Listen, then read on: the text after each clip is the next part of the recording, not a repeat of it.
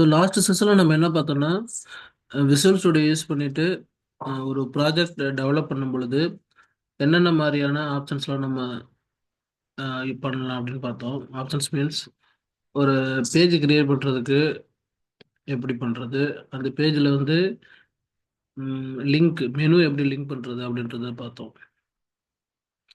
அது எதனா ட்ரை பண்ணீங்களா? எதனா கொஸ்டின் இருக்கா அது சம்மந்தமாக?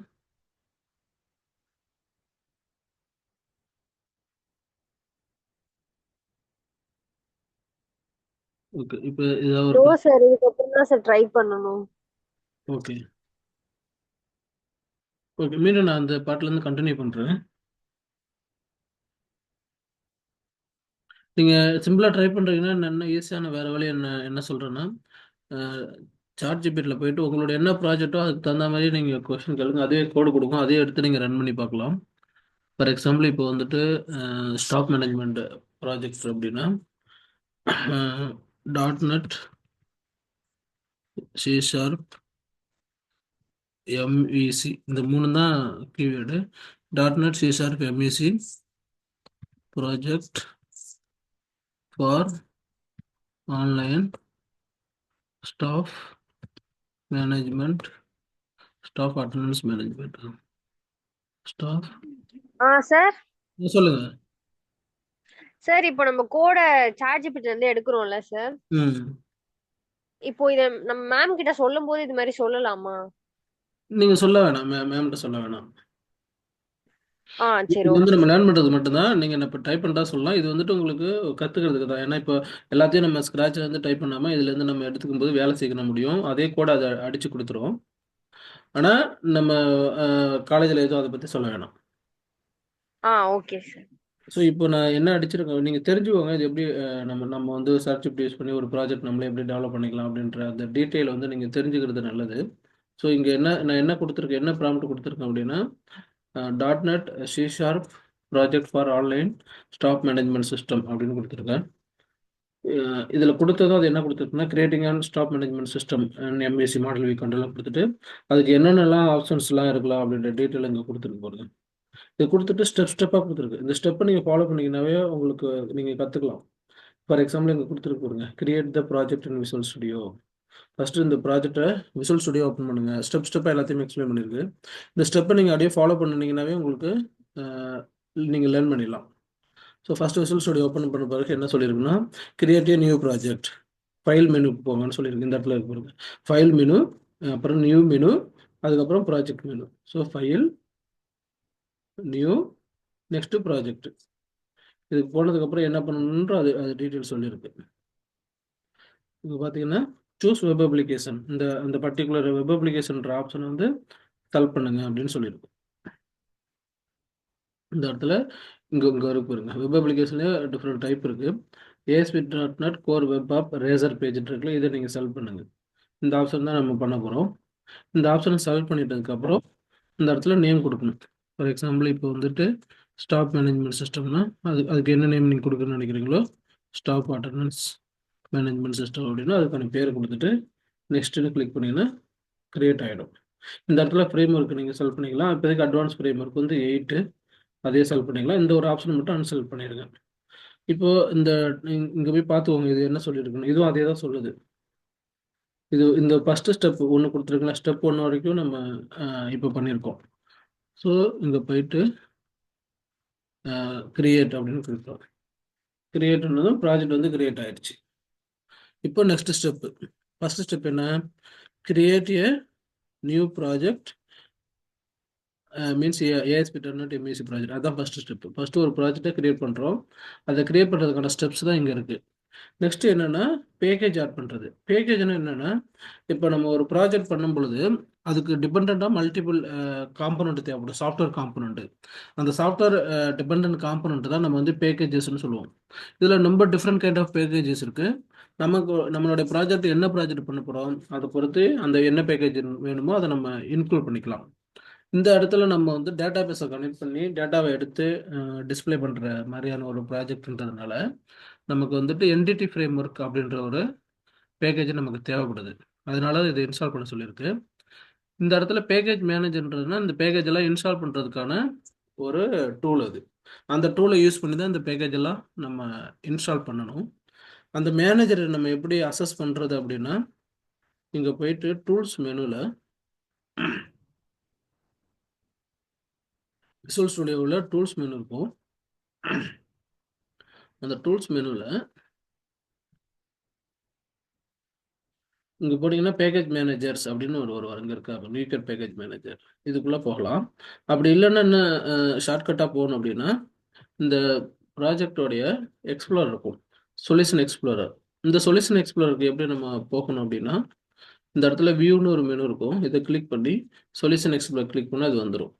இங்கே இதுதான் இந்த சொல்யூஷன் எக்ஸ்ப்ளோர் என்ன செய்யணும், இதில் என்னென்னலாம் ப்ராஜெக்ட் இருக்கோ அந்த ப்ராஜெக்ட்லாம் லிஸ்ட் பண்ணும். இதில் இந்த ப்ராஜெக்ட் வச்சு ரைட் கிளிக் பண்ணணும். சொல்யூஷன் இல்லை, சொல்யூஷன் வேறு, ப்ராஜெக்ட் வேறு. ஒரே சொல்யூஷனுக்குள்ள மல்டிபிள் ப்ராஜெக்ட் வச்சுக்கலாம். நம்ம பண்ண வேண்டியது, நீ பேக்கேஜ் மேனேஜர் அக்சஸ் பண்ணுறது ப்ராஜெக்ட்லேருந்து பண்ணணும். இந்த ப்ராஜெக்டை கிளிக் பண்ணிவிட்டு மவுஸை ரைட் கிளிக் பண்ணி இந்த இடத்துல மேனேஜ் நீக்கட் பேக்கேஜ் அப்படின்னு ஒரு ஆப்ஷன் வரும். இதை கிளிக் பண்ணிங்க அப்படின்னா மேனேஜர் இந்த இடத்துல உங்களோட இருக்கு பாருங்க, இந்த சைடில் இருக்கு பாருங்க, இதுதான் பேக்கேஜ் மேனேஜர். நீக்கட் பேக்கேஜ் மேனேஜர்னு வந்து இருக்கு பாருங்க. இந்த மேனேஜரில்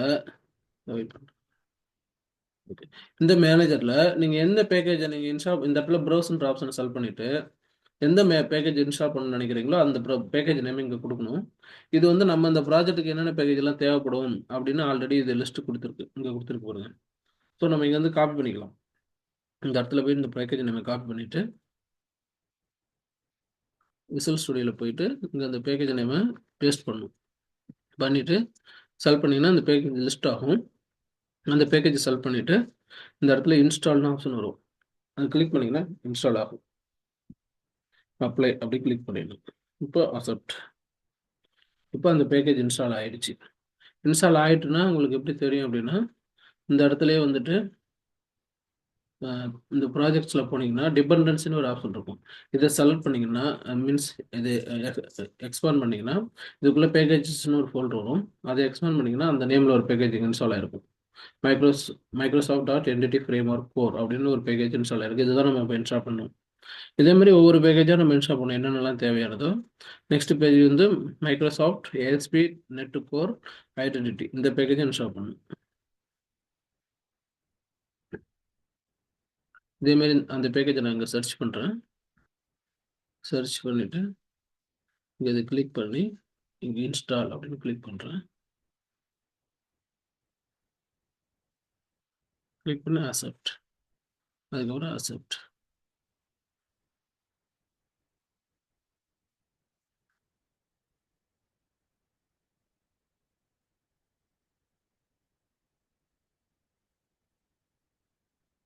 இந்த வெர்ஷன் வந்துட்டு இது அந்த வெர்ஷன் எதுவும் கான்ஃபிளிக்ட் இருக்குது, அதனால் வேறு இன்ஸ்டால் பண்ணுறேன்.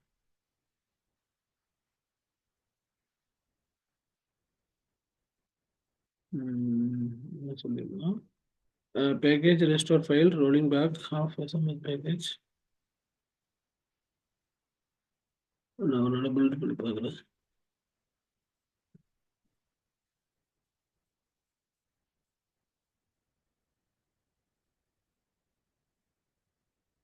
ஓகே, பில்ட் ஃபைலாக இருக்குது, சாரி பாஸ் ஆகிருக்கு. ஸோ இருக்கட்டும், இந்த பேக்கேஜ் தேவை என்னன்னு பார்ப்போம். நெக்ஸ்ட் பேக்கேஜ் நான் இன்ஸ்டால் பண்ணுறேன்.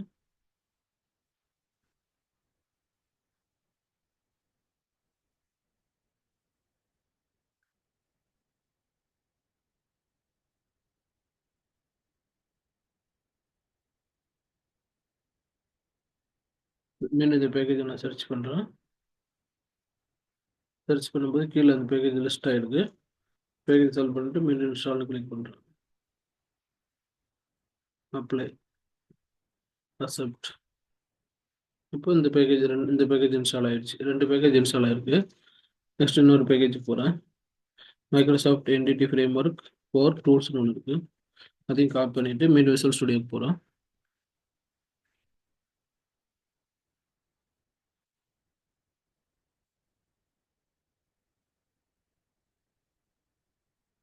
இங்கே பண்ணிவிட்டு இன்ஸ்டால்.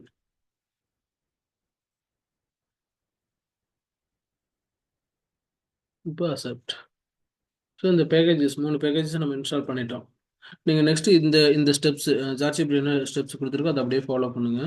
இப்போ டேட்டாபேஸ் டிசைன், டேட்டாபேஸில் டேபிள் கிரியேட் பண்ணணும். அந்த என்னென்ன நமக்கு தேவையான டேபிள்ஸ், ஃபார் எக்ஸாம்பிள் ஸ்டாஃப்னா ஸ்டாஃபுக்கு ஒரு டேபிள் வேணும், அட்டண்டன்ஸ்க்கு ஒரு டேபிள் வேணும், அந்த ஸ்டாஃபோட ரோலுக்கு ஒரு டேபிள் வேணும்.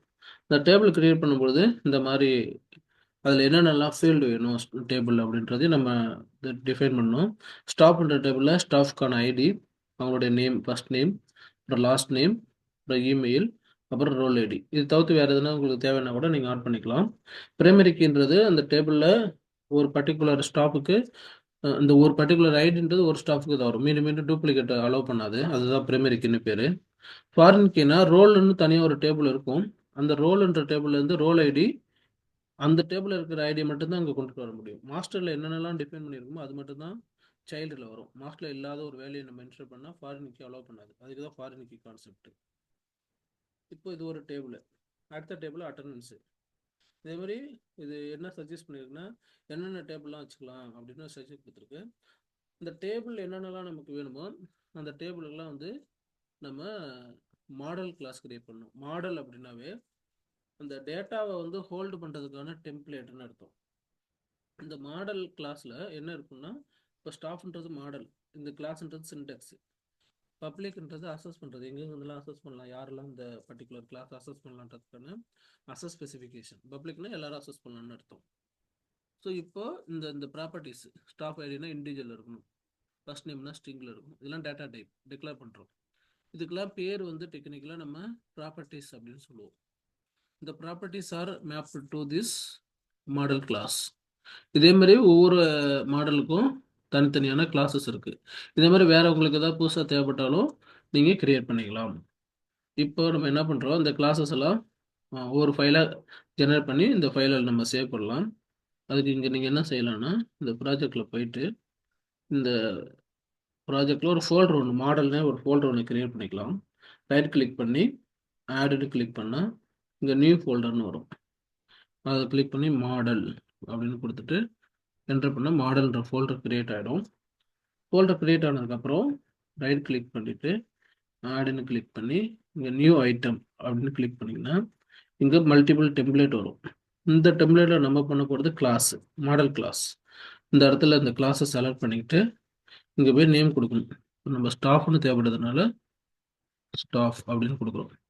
கொடுத்துட்டு இங்கே ஆட் அப்படின்ற ஒரு பட்டனை கிளிக் பண்ணதும் ஸ்டாஃப்னு ஒரு கிளாஸ் கிரியேட் ஆகிடுச்சு. ஆனால் நோ ப்ராப்பர்ட்டிஸ், பிளாங்காக இருக்குது. இந்த ப்ராப்பர்ட்டிஸை நம்ம இங்கேருந்து காப்பி பண்ணிக்கலாம். ஸோ இதெல்லாம் ப்ராப்பர்ட்டிஸ் இந்த கிளாஸுக்கு, மாடல் கிளாஸுக்கு தேவையான ப்ராப்பர்ட்டிஸ்னால இங்கேருந்து காப்பி பண்ணி இந்த இடத்துல பேஸ்ட் பண்ணிக்கலாம். இப்போ நமக்கு மாடல் இஸ் ரெடி. இதே மாதிரி எல்லா மாடலையும் கிரியேட் பண்ணோம். இப்போ நெக்ஸ்ட் மாடல் என்னென்னா அட்டண்டன்ஸ். ஸோ இந்த அட்டண்டன்ஸ்ன்ற வார்த்தையை மட்டும் காப்பி பண்ணிக்கிறேன். மீண்டும் இந்த டூலுக்கு போகிறேன். இந்த right click, add, then new item, then class. இது போனீங்கன்னா attendance டாட் சிஎஸ். சிஎஸ்ன்றது ஃபைல் டைப், கிளாஸ்ன்னு அர்த்தம். இப்போ ஆட். இப்போ இன்னொரு மாடல் கிரியேட் ஆயிடுச்சு. இப்போ இந்த மாடலுக்கான ப்ராப்பர்ட்டிஸ் மீண்டும் இங்கேருந்து காப்பி பண்ணிக்கிறேன். இங்கேருந்து இது வரையும் காப்பி பண்ணுறேன்.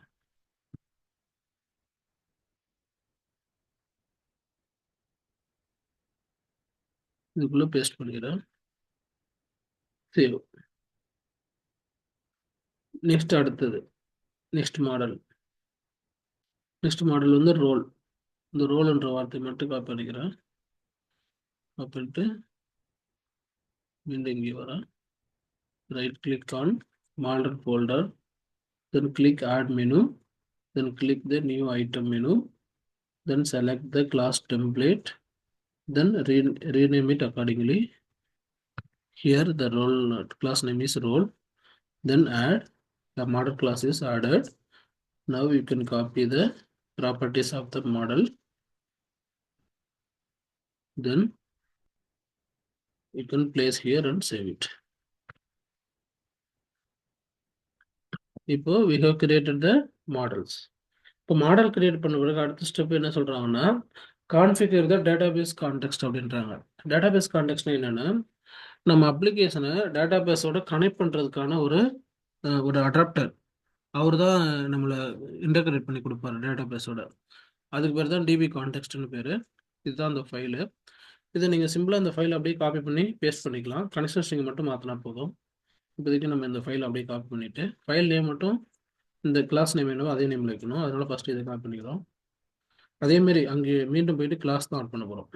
இந்த இடத்துல ரைட் கிளிக் பண்ணி ப்ராஜெக்டில் போயிட்டு right click, add, then new item, then class. இந்த கிளாஸில் இந்த கிளாஸ்க்கான பேர் application DB context, then add கொடுத்துட்ட பிறகு இங்கே இந்த கிளாஸ் அப்படி ஃபுல் கண்டென்ட்டையுமே காப்பி பண்ணி அங்கே பேஸ்ட் பண்ணிக்கலாம்.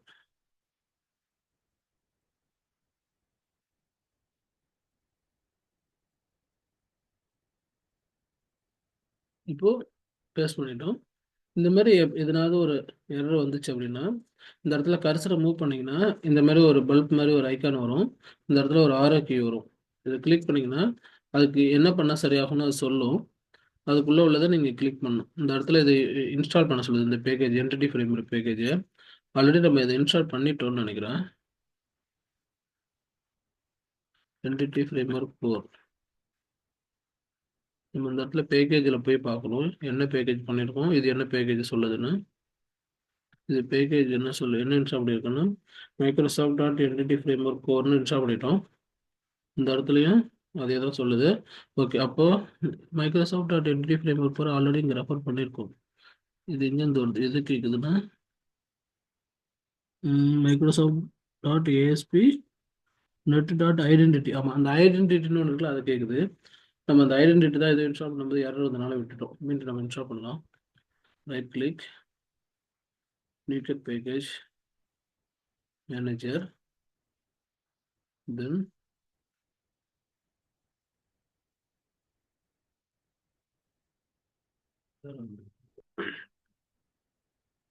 போயிட்டு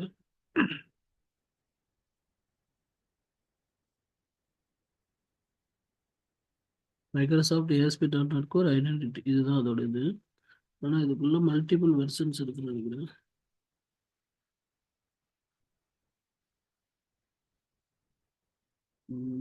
ஓகே, இது எடுத்து நான் இன்ஸ்டால் பண்ணுறேன். ஏன்னா இங்கேயும் 9.0.1 தான் கோர் இருக்குது. அதனால இதுவும் அதுக்கு ரிலேட்டடாக இருக்குன்னு அதை செலக்ட் பண்ணுறேன். இன்ஸ்டால் பண்ணுறேன், அப்ளை, அக்செப்ட். ஆனால் ஒரு எரர் ஒன்று வருது. இந்த எரர் மட்டும் என்னன்னு பார்க்கலாம். எரர்னு சொல்லியிருக்கேன் the type or namespace of identity DB context. Okay, இது வந்து இப்போ இங்கே வந்து error. இது ஓகே, ஏன்னா கொஞ்ச நேரத்துக்கு இந்த கோடை பிளாக் பண்ணியிருப்போம். இங்கே போயிட்டு கான்டெக்ட்ல கொஞ்ச நேரத்துக்கு இந்த கோடை வந்து பிளாக் பண்ணுறேன். கமாண்ட் இது கிளிக் பண்ணினா இந்த லைன் கமாண்ட் லைன் ஆகிடும். கமாண்ட்னா இது சும்மா ஒரு டெக்ஸ்ட்டாக தான் கன்சிடர் பண்ணும், ப்ரோக்ராமாக கன்சிடர் பண்ணாது. இப்போ நான் பில்ட் பண்ணி பார்க்குறேன்.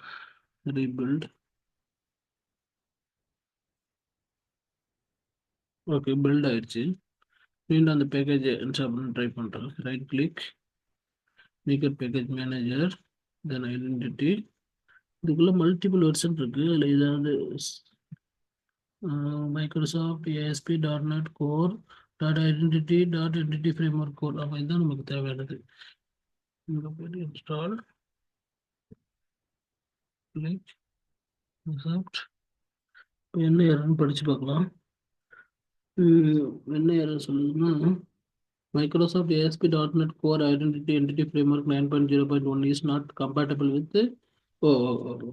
இந்த ஃப்ரேம்வொர்க் வந்து 8ன்னு நம்ம வச்சிருக்கோம், அதுக்கு கம்ஃபர்டபுள் இல்லைன்னு சொல்லிடுச்சு. அதனால வேணா அந்த ஃப்ரேம்வொர்க் நம்ம வந்து 6க்கு மாற்றிக்கலாம். இந்த இடத்துல ப்ராப்பர்ட்டிஸில் போயிட்டு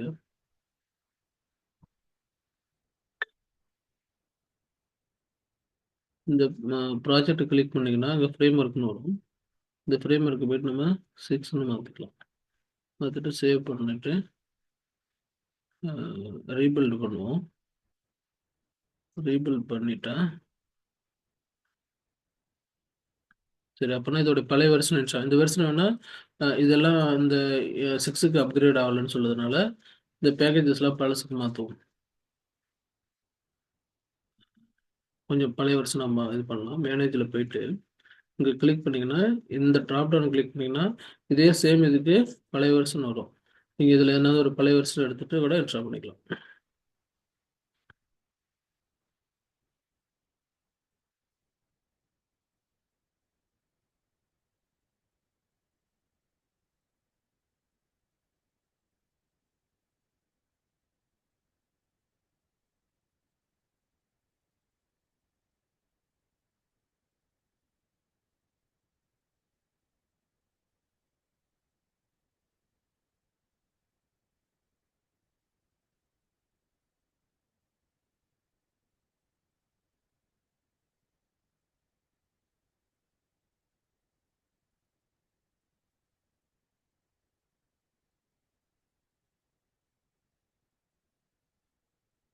நம்ம தேடி பார்த்துக்கலாம் இந்த ஃப்ரேம் ஒர்க்கில் எந்த வெர்ஷன் கம்பேட்டிபிளாக இருக்கும் அப்படின்றத சாட்ஜிபிட்டியில் கேட்போம்.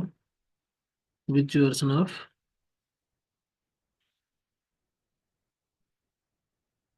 ஆக்சுவலி இது என்ன சொல்லியிருக்கு அப்படின்னா ஃபர்ஸ்ட் இங்கே கொடுக்கும் பொழுது ஃப்ரேம் ஒர்க் வந்துட்டு 6 இங்கே சொல்லிடுச்சு பாருங்க. ஃப்ரேம் ஒர்க்கு 6 செல் பண்ணுங்கன்னு சொல்லிடுச்சு. 6 செல் பண்ணிட்டோம். அதுக்கப்புறம் இந்த இடத்துல நான் வெர்ஷன் கொடுக்கலையோ. ஓகே, அப்போ நம்ம என்ன கேட்கலாம்னா அதை கொஸ்டினாக கேட்கலாம். Please give the specific version compatible version பார்த்து .6 சொல்லிட்டோம்.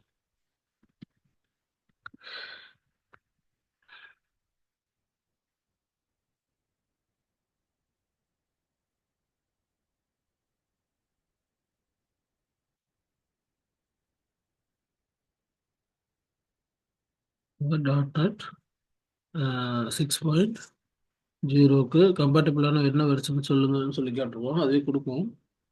நம்ம அந்த வெர்ஷனை ஸ்பெசிஃபிக்காக இன்ஸ்டால் பண்ணிக்கலாம். இது சொல்லியிருக்கு. இந்த கமாண்டை கூட நீங்கள் காப்பி பண்ணி ரன் பண்ணலாம். அப்படி பண்ண இது அப்படியே நேராக ரன் பண்ணணும்னா அங்கே போய் காப்பின்னு இந்த கோடை மட்டும் கிளிக் பண்ணிவிட்டு இங்கே உள்ளே போயிட்டு இது வேணால் ஃபஸ்ட் நம்ம அன்இன்ஸ்டால் பண்ணி விட்டுடலாம். எனக்கு தேவையில்லாமல் எரரில் வந்து நிற்குது. என்டிட்டி ஃப்ரேம் ஒர்க்கு இது அன்இன்ஸ்டால் பண்ணுறது. இங்கே இன்ஸ்டால்னு ஒரு ஆப்ஷன் இருக்கும். இதை கிளிக் பண்ணிங்கன்னா என்னென்ன பேக்கேஜஸ்லாம் இன்ஸ்டால் இருக்கும் அந்த பேக்கேஜஸ்லாம் இங்கே லிஸ்ட் ஆகும். ஃபார் எக்ஸாம்பிள் இப்போ என்டிட்டி ஃப்ரேம் ஒர்க் ஒன்று அது வரும். இதை எடுத்துகிட்டு அன்இன்ஸ்டால் அப்படின்னு கிளிக் பண்ணிங்கன்னா அது அன்இன்ஸ்டால் ஆகிடும். அதே மாதிரி மீண்டும் வேறு என்னென்னலாம் இன்ஸ்டால் ஆகிருக்குன்னு பார்க்குறேன். இன்னும் 2 இருக்குது. இதையும் கிளிக் பண்ணுறேன். அன்இன்ஸ்டால் கிளிக் பண்ணுறேன். அப்ளை. அன்இன்ஸ்டால் ஆகிடுச்சு. மீண்டும் போகிறேன். இது கிளிக் பண்ணுறேன். அன்இன்ஸ்டால் கிளிக் பண்ணுறேன். அப்ளை. அப்புறம் கிளிக். இப்போ நம்ம எல்லாத்தையுமே அன்இன்ஸ்டால் பண்ணிட்டோம். இந்த டிபெண்டன்ஸில் பேக்கேஜ்ன்ற ஃபோல்டரே நம்மள்ட்ட இல்லை. இப்போ நம்ம எல்லாத்தையும் புதுசாக இன்ஸ்டால் பண்ண போகிறோம். இது இன்ஸ்டால் பண்ணுறதுக்கு இங்கேருந்தும் பண்ணலாம். இல்லைன்னா அந்த டூல்ஸ் மேனில் போயிட்டு பேக்கேஜ் மேனேஜரில் போயிட்டு பேக்கேஜ் மேனேஜர் கன்சோல்னு ஒன்று வரும். இங்கே நீங்கள் கமாண்டாகவும் டைப் பண்ணலாம். இந்த சார்ஜிபிட் வந்து சில கமாண்டை கொடுத்துருக்கு. இந்த வெர்ஷனை 6.0 இன்ஸ்டால் பண்ணுங்கன்னு சொல்லியிருக்கு. இதை நான் காப்பி பண்ணிவிட்டு விசுவல் ஸ்டுடியோவில் வந்து இந்த லைனில் ஜஸ்ட்டு பேஸ்ட் பண்ணுறேன். பேஸ்ட் பண்ணி என்ட்ரு பண்ணி ஆட்டோமேட்டிக்காக இன்ஸ்டால் ஆகிடும். இது இன்னும் உங்களுக்கு சிம்பிளாக இருக்கும். இது முடிஞ்ச பிறகு இந்த பேக்கேஜை போய் நீங்கள் எக்ஸ்பேண்ட் பண்ணி பார்த்தீங்கன்னா இங்கே பேக்கேஜ் இன்ஸ்டால் ஆகிடுச்சு பாருங்கள். இன்ஸ்டால் ஆகிட்டுன்னு தெரியும். அதுமாரி இந்த இடத்துல நீங்கள் இந்த இன்ஸ்டால் இங்கே இருக்குல்ல அதில் கிளிக் பண்ணாலும் அது லிஸ்ட் ஆகும். இன்ஸ்டால் ஆகிருக்கா இல்லைன்னு தெரியும். இந்த இடத்துல இங்கே வந்துருக்கு. இது ப்ரௌஸ்னால் புதுசாக தேடுறது. இன்ஸ்டால்னா இந்த அப்ளிகேஷன் என்ன இன்ஸ்டால் இருக்கோ அதை மட்டும் லிஸ்ட் பண்ணும். இப்போ இதெல்லாம் இன்ஸ்டால் ஆகிருக்குன்னு காமிச்சிருக்கு. இப்போ நான் மீண்டும் போயிட்டு என்ன பண்ணுறேன், ஜார்ஜிபிட்டில் போயிட்டு வேறு என்னென்ன கமாண்ட் கொடுத்துருக்குன்னு பார்க்குறேன். இந்த கமாண்ட் ரன் பண்ணிட்டேன். அடுத்தது இந்த கமாண்ட் கொடுத்துருக்கு. ஐடென்டிட்டின்னு ஒரு பேக்கேஜுக்காக கொடுத்துருக்கு. இதையும் காப்பி பண்ணுறேன். காப்பி பண்ணி இதே லைனில் போயிட்டு டூல்ஸ் மெனு, அப்புறம் பேக்கேஜ் மேனேஜர் கன்சோல், மீண்டும் இந்த கமாண்டை பேஸ்ட் பண்ணுறேன். திருப்பி இன்ஸ்டால் ஆகுது. ஆனால் இது இந்த ஃப்ரேம் ஒர்க் மட்டும் ஏதோ குழப்பமாக போயிடுது.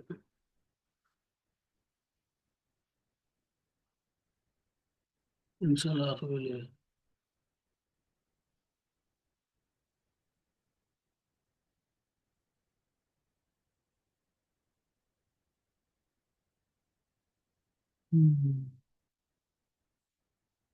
Need to enable to package Microsoft கடுத்தல் 0.0 version 2.0. நீங்கள் என்ன பண்ணலாம் அப்படின்னா இதில் என்ன சொல்லுதுன்னா இன்ஸ்டால் பேக்கேஜ் 6.0 தான் சொல்லுது. நம்ம என்னத்த பண்ணியிருக்கோம் இப்போ?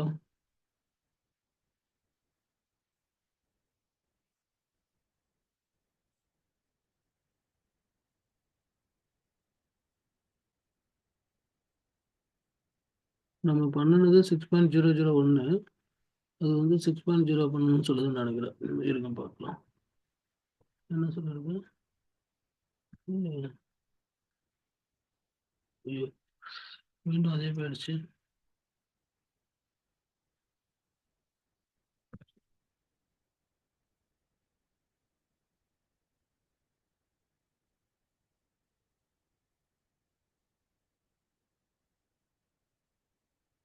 நான் இது சரி பார்க்கலாம். அடுத்த பேக்கேஜ் இன்ஸ்டால் பண்ணிட்டு வரலாம்.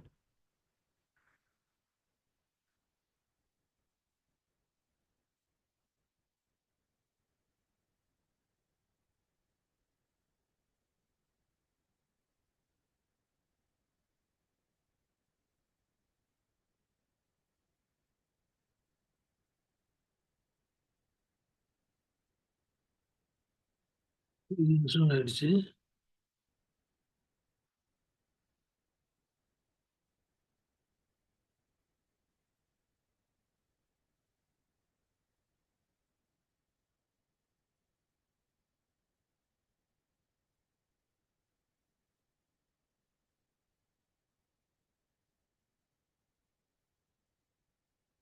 எல்லாமே இன்ஸ்டால் ஆகி ஒன்று மட்டும் இன்ஸ்டால் ஆக மாட்டாங்க.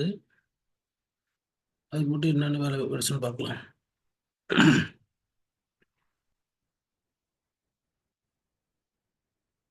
இது வந்து சார்ட் ஜிபிடி சொன்ன வெர்ஷன் இது. இதில் மட்டும் ஒரு ப்ராப்ளம் இருக்கு. Tools, package manager, console, enter. Install ஆகும் பொழுது என்ன சொல்லுதுன்னா, unable to find பேக்கேஜ், இந்த பேக்கேஜே இல்லைன்னு சொல்லுதா. ended with version 6.0. அப்போ என்னதான் இருக்கு? நம்ம இதில் தேடி பார்க்கலாம். அப்படி ஒரு அந்த வெர்ஷனே இல்லை, அவைலபிளாக இல்லைன்னு சொல்லுது. இங்கே போய் தேடி பார்ப்போம்.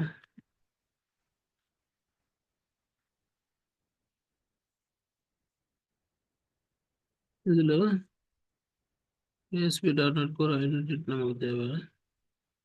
ஒரு பேக்கேஜ் இல்லையா?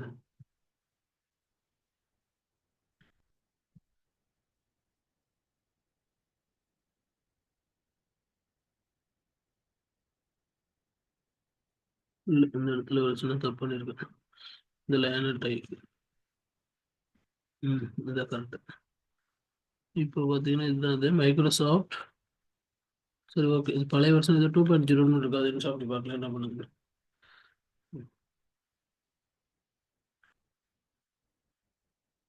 ஆமாம், அது இல்லையே.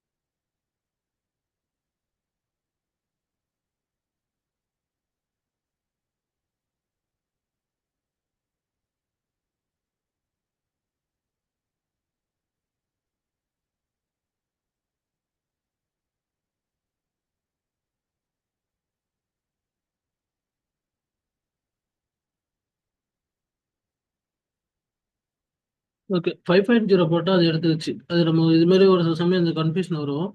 ஒரு சில ஃப்ரேம் ஒர்க்கு, சில வெர்ஷன் வந்துட்டு இந்த ஃப்ரேம் ஒர்க்கோட வெர்ஷனுக்கு வந்து கம்பேட்டிபிள் இல்லாமல் வந்துடும். அதை நம்ம பார்த்து தான் இன்ஸ்டால் பண்ணணும்.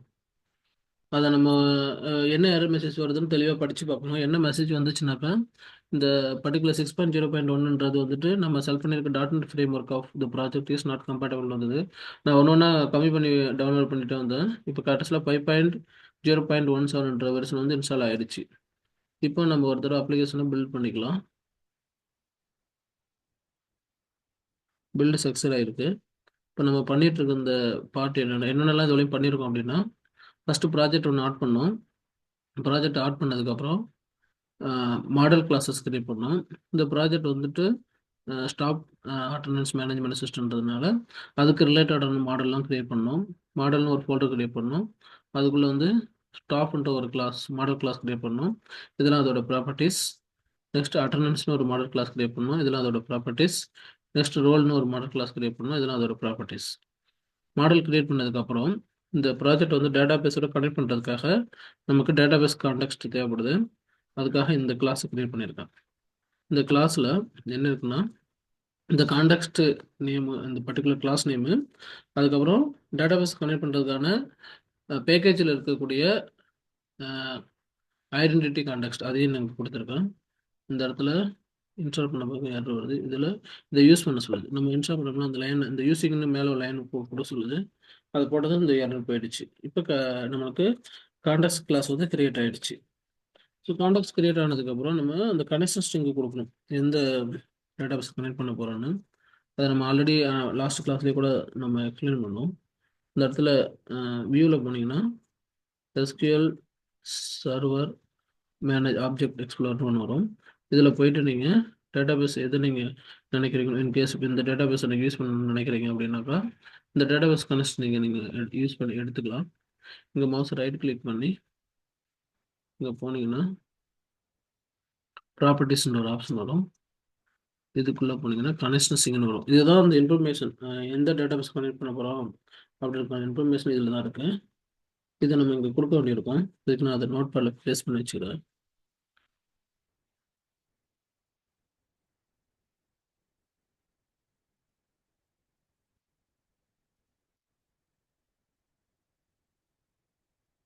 இப்போ நீங்கள் இதை ஃபாலோ பண்ணுங்கள். இந்த நம்ம சார்ட் ஷீட்டில் நம்ம ஆல்ரெடி ஃபஸ்ட்டு ஒரு இன்ஸ்ட்ரக்ஷன் கேட்டோம். என்ன இன்ஸ்ட்ரக்ஷன் கேட்குறீங்கன்னா, உங்களோட ப்ராஜெக்ட் தகுந்த மாதிரி நீங்கள் கேளுங்க. அவங்க ப்ராஜெக்ட்டுக்கும் அது ஸ்டெப்ஸ் கொடுக்கும். அதை அப்படியே நீங்கள் செஞ்சு பாருங்கள். உங்களுக்கு அது மூலயமா கற்றுக்கலாம்.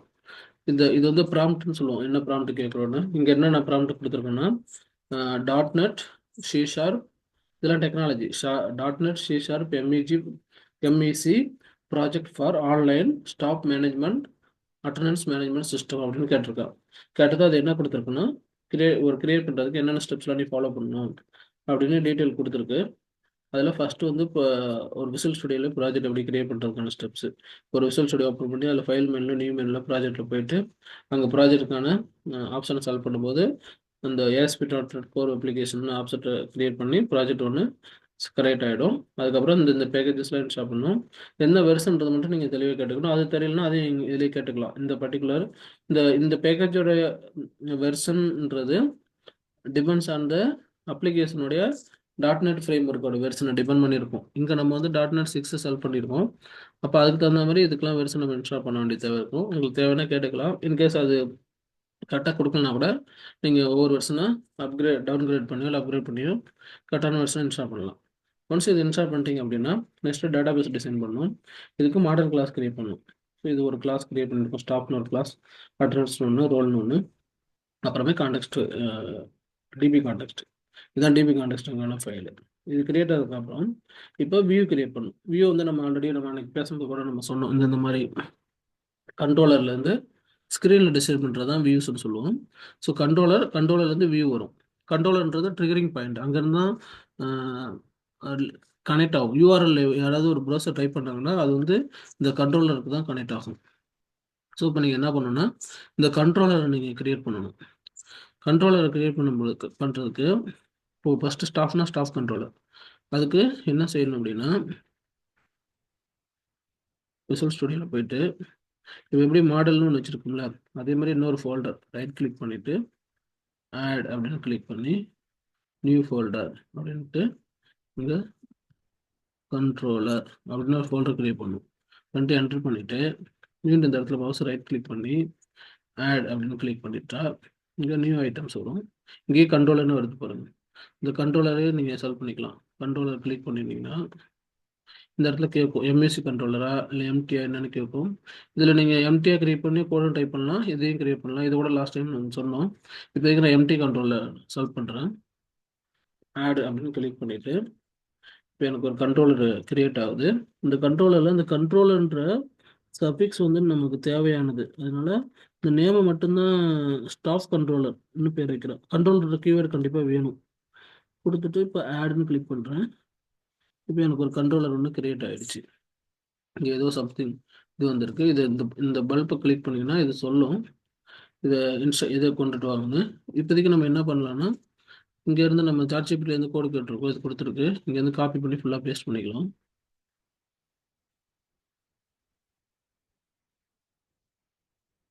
இதில் மெத்தட்லாம் இருக்குது, ஆக்ஷன் மெத்தட் எல்லாமே இருக்குது. அந்த அந்த பர்டிகுலர் ப்ராஜெக்ட் தேவையான எல்லா மெத்தட் எல்லாமே இதில் இருக்குது. இது ஒருவேளை பழைய வெர்ஷன் இருக்கும்னு நினைக்கிறேன். இந்த வெர்ஷனை பொறுத்தளவுக்கு பேஸ் கண்ட்ரோலர்னு இருக்கும்.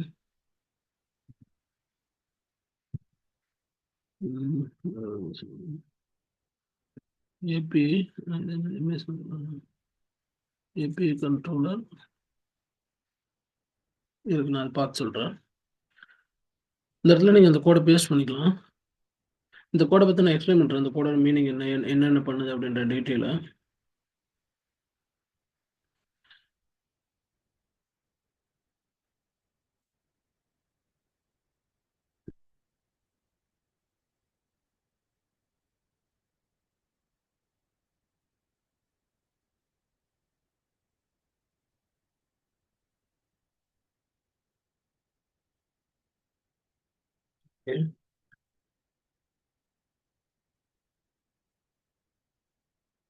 கண்ட்ரோலர்ன்றது என்ன, கண்ட்ரோலர் பேஸ்ன்னு இருக்கு. கண்ட்ரோலர் பேஸ் இந்த வெர்ஷன் வந்து கண்ட்ரோலர் பேஸ்ன்னு அந்த இன்டர்ஃபேஸ் கிளாஸ் இருக்குது, அதனால வந்துருக்கு. ஓகே, இப்போ முடிஞ்சிருச்சு. இதை நான் ஒன்று எக்ஸ்பிளைன் பண்ணுறேன். கண்ட்ரோலர் அப்படின்னா எம்யூசியை பொறுத்தளவுக்கு மாடல் வியூ கண்ட்ரோலர்ன்றது அதோடைய பேட்டர்ன். இதில் கண்ட்ரோலர்ன்றதை எல்லாத்தையுமே கண்ட்ரோல் பண்ணுவார்.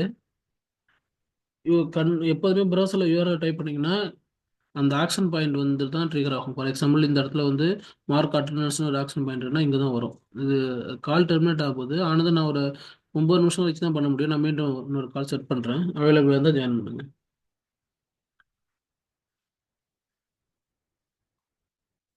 இப்போ நம்ம வியூவிலே வந்திருக்கோம். வியூ சாரி கண்ட்ரோலர் வந்திருக்கோம். கண்ட்ரோலர் வியூ வியூ முடிஞ்சுன்னா அந்த ஃபுல் ஃப்ளோவுமே முடிஞ்சிடும். எம்இஸ்ன்றது ஃபுல் ஃப்ளோவே முடிஞ்சிடும். அப்புறம் நீங்கள் பண்ணி ஒரு பேஜ் ஒரு அப்ளிகேஷனே நீங்கள் கொண்டு வந்துட முடியும். இந்த ஸ்டெப்ஸ்லாம் கரெக்டாக ஃபாலோ பண்ணீங்கன்னா இன்னும் ஃபர்தர் அதில் ஆட் பண்ணி அப்படியே ப்ராஜெக்டாக பில்ட் ஆகி வந்துடும். ஏதாவது கொஸ்டின் இருக்குங்களா இதில் சொன்னதில்?